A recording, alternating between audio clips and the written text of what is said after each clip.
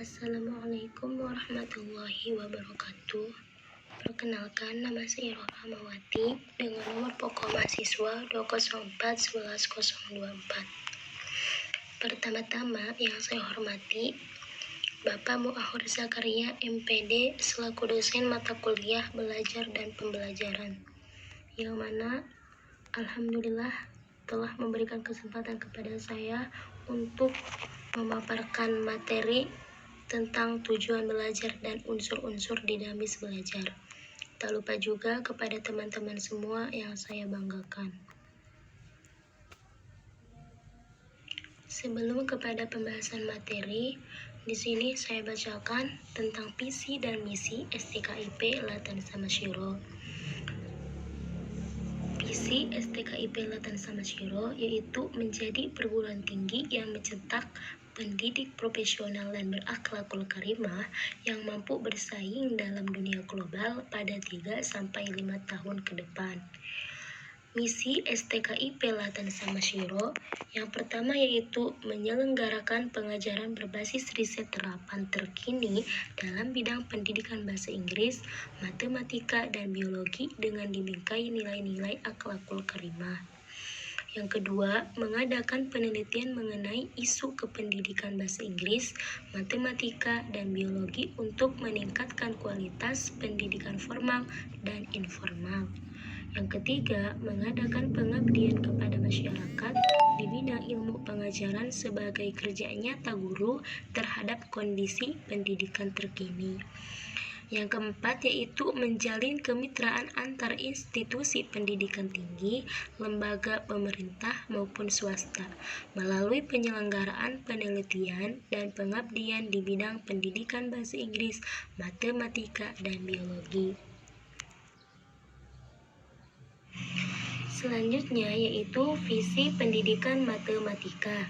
Nah, di mana yaitu menjadi program studi yang unggul dalam mencetak lulusan yang berakhlakul karimah, profesional dan inovatif di bidang pendidikan matematika pada 5 tahun ke depan, serta dapat bersaing baik di tingkat nasional maupun internasional berdasarkan tridharma perguruan tinggi dan nilai-nilai Islam. Dan selanjutnya yaitu misi pendidikan matematika. Yang pertama, menyelenggarakan pendidikan dan pengajaran yang modern, berdaya guna dan aplikatif dengan kompetensi bidang keilmuan pendidikan matematika, dibingkai nilai-nilai luhur kemanusiaan dan berakhlakul karimah. Yang kedua, melaksanakan kegiatan penelitian dan pengabdian kepada masyarakat dalam mengimplementasikan hasil kajian-kajian ilmiah bidang pendidikan matematika berorientasi pada profesionalisme sebagai tenaga pendidik. Yang ketiga, mengembangkan model-model pembelajaran matematika ceria, kreatif, inovatif, dan berbasis information communication technology dalam perkuliahan bagi para pengajar dan peserta didik. Dan yang keempat, yaitu menjalin pola hubungan kerja yang baik antara lembaga dengan pihak pemerintah dan swasta, baik dalam maupun luar negeri. Baiklah, sekarang kita kepada pembahasan materi, yaitu tujuan belajar. Tujuan belajar terbagi ke dalam beberapa bagian. Yang pertama, tujuan belajar dalam hubungannya dengan perubahan tingkah laku. Nah, salah satu ciri belajar pada diri seseorang adalah terdapatnya perubahan tingkah laku pada dirinya. Adanya perubahan tingkah laku ini menjadikan seorang pembelajar berubah dari suatu kondisi ke kondisi tertentu. Perubahan tingkah laku dalam diri pembelajar umumnya dapat diamati atau observable. Nah, oleh karena itu, ketika pembelajar mau mengadakan aktivitas belajarnya, perlu merumuskan tujuan belajar buat dirinya sendiri. Selanjutnya, tujuan belajar itu yang dikaitkan dengan perubahan tingkah laku ini mengandung unsur-unsur sebagai berikut. Yang pertama yaitu jelas siapa yang berubah, atau dalam hal ini adalah pembelajar sendiri dan bukan pengajar. Yang kedua, jelas perubahannya dari tidak bisa sesuatu menjadi bisa sesuatu. Yang ketiga, jelas waktunya, yaitu kapan perubahan tingkah laku tersebut berlangsung dan tercapai. Yang keempat, jelas ukurannya, perubahannya yang lazim ditunjukkan secara kuantitatif. Yang kelima, jelas cara menghukumnya, yaitu perubahan tersebut dapat diukur dengan cara bagaimana. Dan yang keenam, dirumuskan dengan kata-kata yang konkret atau observable. Tujuan belajar yang kedua yaitu tujuan belajar sebagai sasaran pembentukan pemahaman. Pemahaman pembelajar terhadap dunia dengan segala isinya tidak saja mendatangkan kepuasan bagi pembelajar, melainkan dapat menempatkan diri pembelajar pada posisi strategis. Ia akan mempunyai peta di mana ia harus menempatkan diri, ia akan mengalami apa yang harus ia perbuat dan apa yang tidak harus ia perbuat. Yang ketiga, tujuan belajar sebagai pembentukan nilai dan sikap. Dan yang keempat, tujuan belajar sebagai sasaran pembentukan keterampilan-keterampilan personil sosial, kognitif, dan instrumental. Selanjutnya yaitu taksonomi tujuan belajar atau kategorisasi tujuan belajar. Nah, di sini ada seorang ahli yang bernama Bloom dan kawan-kawannya pada tahun 1956.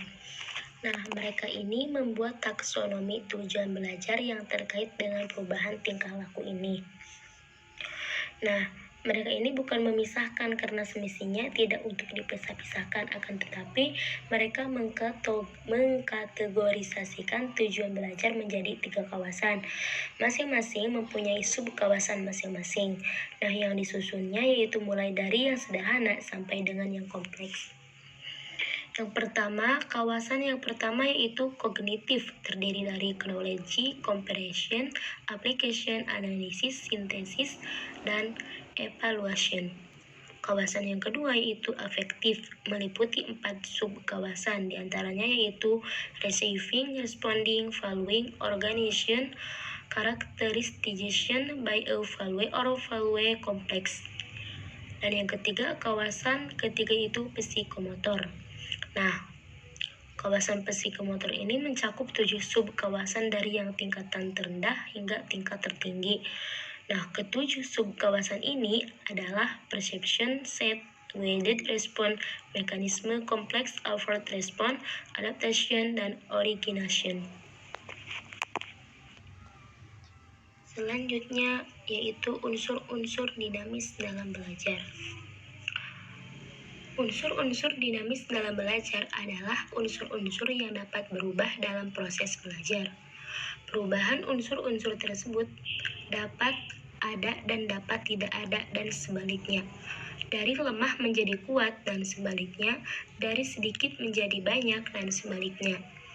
Nah, unsur-unsur dinamis tersebut yaitu meliputi yang pertama motivasi, yang kedua bahan belajar, yang ketiga alat bantu belajar, yang keempat suasana belajar, dan yang kelima kondisi subjek pembelajar. Baiklah, di sini ada referensi materi sebagai bahan acuan dari materi tujuan belajar dan unsur-unsur dinamis dalam belajar. Kurang dan lebihnya mohon maaf. Bila banyak kekurangan dari segi penulisan, dan mohon maaf bila ada salah kata dari pemaparan materi, mohon dimaklumi. Semoga teman-teman semua bisa memahami materi ini. Ditutup. Wassalamualaikum warahmatullahi wabarakatuh.